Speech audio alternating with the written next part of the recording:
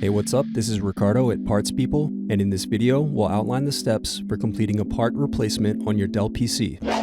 Visit our website and use this coupon for a 5% off discount.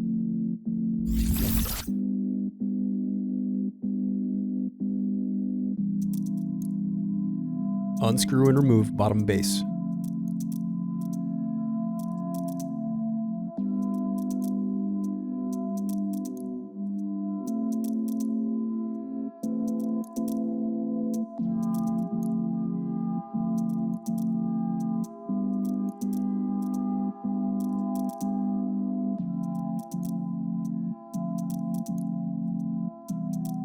Now unscrew and disconnect battery.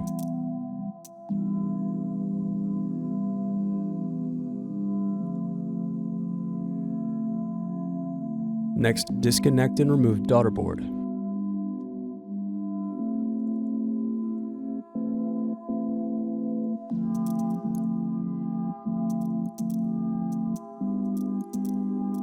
Thanks for watching. Don't forget to like and subscribe if you enjoyed this video. And if you need more, check out this playlist to watch other tutorials for your laptop.